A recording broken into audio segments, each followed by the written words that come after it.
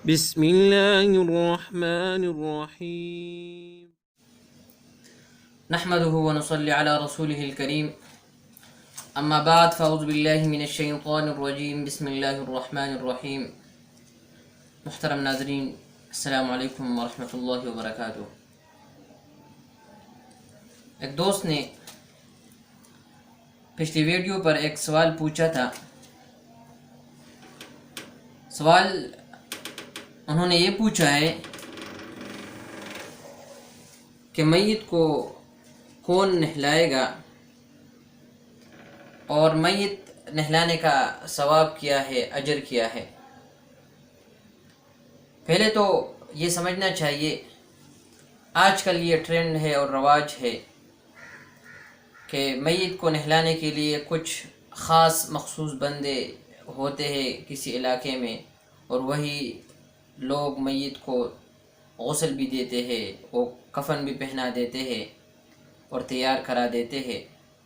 کسی کو خاص پتہ نہیں ہوتا کہ میت کو کون نہلائے گا، کس طرح نہلائے گا، اس کا طریقہ کار کیا ہے.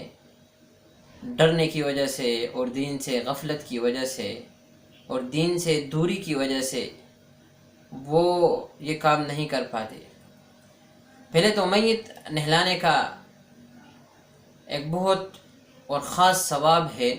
نبی کریم صلی اللہ علیہ وآلہ وسلم کا ارشاد پاک ہے، فرماتے ہیں کہ جب ایک بندہ ایک میت کو نہلا دیتا ہے تو نہلانے والے کو اللہ تبارک و تعالی گناہوں سے پاک کر دیتا ہے، جیسا وہ ماں کے پیٹ سے ابھی نکلا کہ اس نے کوئی گناہ ہی نہیں کیا.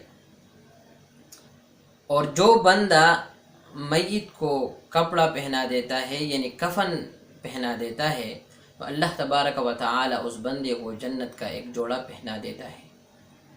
یہ ثواب نبی کریم صلی اللہ علیہ وآلہ وسلم نے میت کو نہلانے والے کے لیے اور میت کو کفن پہنانے والے کے لیے ارشاد فرمایا ہے. اب یہ ہے کہ میت کو کون نہلائے گا، تو یہ بات سمجھ دینی چاہیے کہ میت کو نہلانے کا سب سے اولین حق وہ رشتہ دار کو ہے، قریبی رشتہ دار کو ہے. مرد کو مرد نہلائے اور عورت کو عورت نہلائے گی.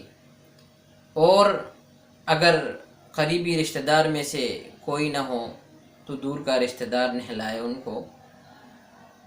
اور اگر بالکل کوئی بھی نہ ہو تو اجرت پر کسی بندے کو لائے، ایک کو، دو کو، تین کو، جتنے کی ضرورت ہو اتنے بندے اجرت میں لے آئے اور ان کو یہ ٹاسک اور یہ کام سونپ دے اور وہ میت کو نہلائے گا. لیکن وہ تو اپنا اجر جو ان کا حق ہے، معاوضہ ہے، وہ لے لے گا، لیکن ان کو ثواب نہیں ملے گا. اگر اس طرح نہلائے اللہ کے رضا کے لیے، معاوضہ نہ لے تو ثواب کے مستحق ہوں گے.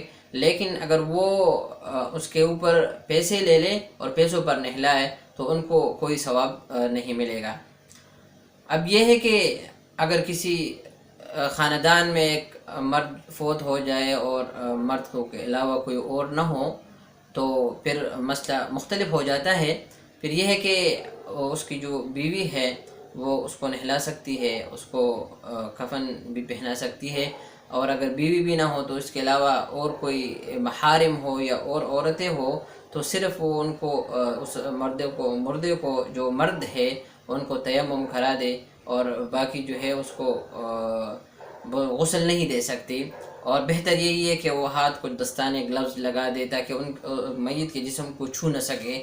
جو شریعت کی طرف سے حدود ہے اس حدود کے اندر اندر وہ میت کو تیمم کرا دے تاکہ اس کے جو محارم ہے، جو اس کے نبی کریم صلی اللہ علیہ وآلہ وسلم کی احادیث اور قرآن کی طرف سے جو ممنوع جگہ ہے ان کو نہ دیکھ پائے، ان کے ساتھ جو ہے نا وہ ہاتھ ٹچ نہ کر پائے، اور غیر محرم کے ساتھ ان کی جو ہے نا ٹچنگ نہ ہو پائے، ہاتھ نہ لگ جائے. اور اب یہ ہے کہ اگر کوئی عورت جو ہے نا وہ فوت ہو جائے اور کوئی بھی نہ ہو تو خاوند جو ہے وہ اس کو نہ دیکھ سکتا ہے، دیکھ تو سکتا ہے لیکن ان کو نہلا نہیں سکتا، اور اس کے جو ہے نا کپڑے کے ذریعے ٹچ کر سکتا ہے، اور اس کے جو جنازہ ہے، میت ہے، اس کو جو ہے اٹھا سکتا ہے. لیکن اس کے لیے نہلانا اس کے لیے درست نہیں ہے کوئی، کیونکہ نکاح اس کا ختم ہو جاتا ہے جب عورت مر جاتی ہے تو خاوند کا اس کے ساتھ جو رشتہ ہے وہ ختم ہو جاتا ہے۔ اب یہ ہے کہ اگر بچے فوت ہو جائے تو بچوں کا کیا کرنا ہے۔ اب یہ ہے کہ اگر ایک بچہ ہے یا بچی ہے، کوئی بھی ہو، اگر وہ فوت ہو جائے اور وہ بلوغت کی حد تک نہ پہنچتے ہو، یا یہ ہے کہ وہ شہوت کی حد تک نہ پہنچتے ہو، تو مرد اور عورت دونوں ان کو غسل دے سکتا ہے یا دے سکتی ہے۔ اور اگر اس طرح اگر بچہ ہے یا بچی ہے بلوغت کی حد تک پہنچ چکے ہو، یا وہ یہ ہو کہ وہ ان کو دیکھنے سے شہوت بندے کو آتی ہو، یا ان کے جو ہے نا خواہشات ابھرتے ہو، تو شریعت کی طرف سے ممنوع ہے۔ پھر یہ ہے کہ بچے کو مرد غسل دے اور بچی کو عورت غسل دے، اور افضل یہ ہے کہ جو دیندار ہو اور واقف ہو وہ ان کو غسل دے دے۔